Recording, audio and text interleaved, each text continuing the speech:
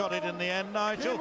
And now he knows that throwing first in this session, if he can take this session with the throw, he'll open up at least a 2-leg difference. Yeah, absolutely. It's a good start for him as well, and we saw the lineup for later on as well. Manley and Van Gerwen. Van Gerwen on his Blackpool debut. Taylor and Newton and Lloyd and King. Another man on his Blackpool debut. Fairly even averages so far between the two players. Not a lot between Priestley and Osbourne. And both of them as well shooting 25% double attempts so far. 3 from 12 for Priestley and 2 from 8 for Osbourne. But Priestley has that edge, 3 legs to 2. First to 10 legs to go through to the next stage of the match play. Yeah, with a normal sort of finishing percentage. And by that I mean round about 35-36% is probably the average. With that, at least, they would have had their averages up in the high 80s, around 90. So it's not a bad game in terms of scoring. I wonder who they're supporting in green. I rather think it's a little teenager called Michael Van Gerwen from Holland, who is against Peter Manley soon, who's not 94. A teenager. He's not from Holland, but he is a threat. What a game that's gonna be! Yeah, it's coming up immediately after this one.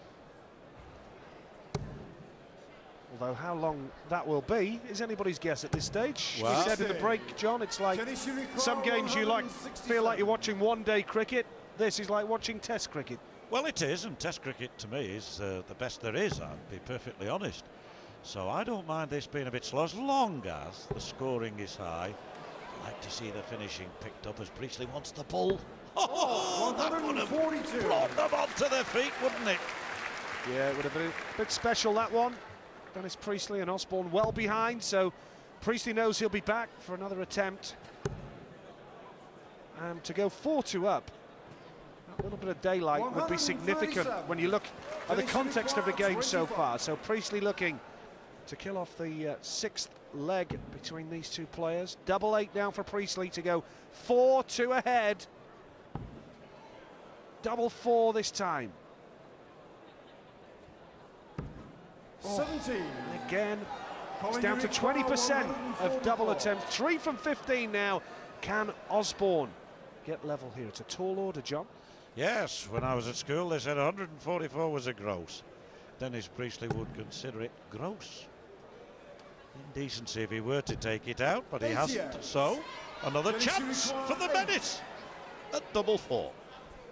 For 4-2. Double 4 for 4-2. 2-leg lead. Dennis Priestley goes 4-2 up. That's significant. 4 from 16 doubles. He's got the only 180 in the match so far as well. And he leads 4-2, but look at this from Osbourne! Oh! Almost his first 180. I think the important factor in the statistic that you mentioned, 4 out of 16 Priestley, 2 out of 8 Osbourne, is that Priestley has obviously hit twice as many, but he's got down to the double in the main quicker than Osbourne. 100. Scored fractionally better, although the averages at the moment are almost identical. But we know that Osbourne's got quality. Started with a 140, could get another. He's got to find it hard to squeeze that through, and I think he'll move. 97.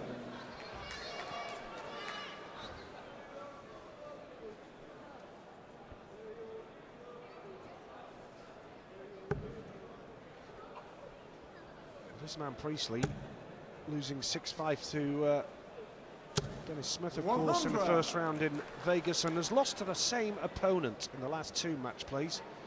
Yep, Phil the Power Taylor, none other, and lost to the same man in the 5th round at Bolton. What was that, about 6 weeks ago, something like that now at the start of June. So Priestley will be looking to make progress here, but Osbourne still knows that there's a long way to go, even though he's 2 adrift at this stage. Long way to go in this game.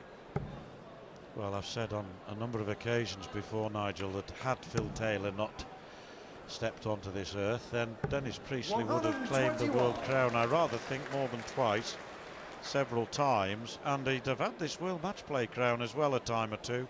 3 times a finalist, though beaten the first year, as you mentioned, by Larry Butler. and lost to Phil Taylor in '95, and then lost to Peter Everson in '96.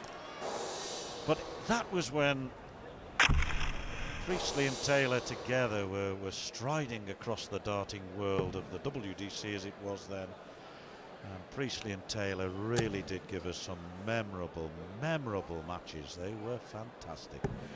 40. I don't think Priestley, finding his best form in the last couple of years, has ever quite hit those heights, but he's come not far short of them at times. Osbourne going for double 20 here, tops. Now double 10 to get within a leg of Priestley. 84. Still must surely fancy his chances of coming back, because Priestley will have to be at his best here. Yeah, almost took out 167 not so long ago. Needs the treble 20 here. And he's a little unlucky, just the wrong side of the wire. 125 left, that's 65 left. He'll come down possibly for 25. Well, that's 83. What he went for. Colin, you require 10. Osbourne for double 5 to be within a leg of Priestley. Beautifully done from Colin Osbourne, as we've mentioned. But it's a fascinating contest. Dennis loses his grip. And I wonder what's going through his mind there. Now that's happened. It disturbs your concentration big time. I thought for a 57-year-old, it's very impressive the way he bent down to pick that up. No problem. I'll tell you what. If he watches this back, he's going to think John Gwynn keeps mentioning my age. Oh, they're loving it. Bit of Wonder Woman there as well.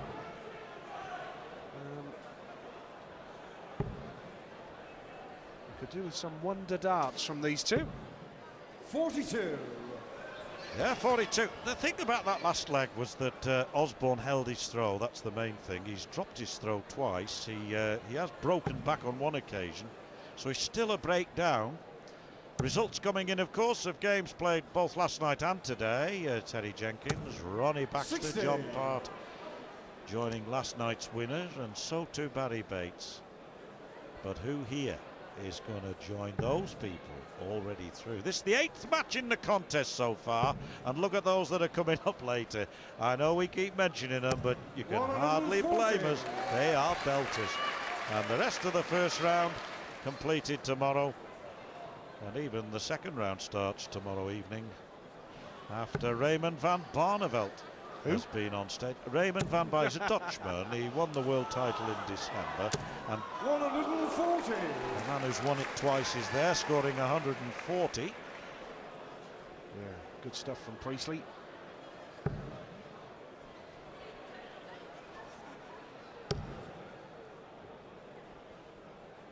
So we got to the semi-finals in the UK Open. Missed out 11-10 on that occasion, Colin Osbourne. Yes, and had his opportunities there. It was a nip and tuck game. It was Vincent van der Voort, wasn't it? It was indeed. And I think Osbourne on stage was had a 3 or 4 leg advantage, 85. As I recall. But there's another Dutchman, Vincent van der Voort, who's come across from the other side and has made an impact already. Absolutely, and plenty of debutants in this tournament. But look at Osbourne here.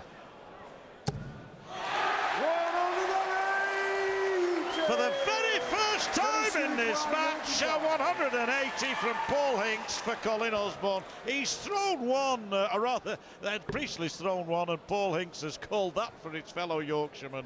But a second 180 in the match. It's one each on that particular score. And doesn't it bring the crowd alive? Let's have some more, lads. Osbourne to level it up.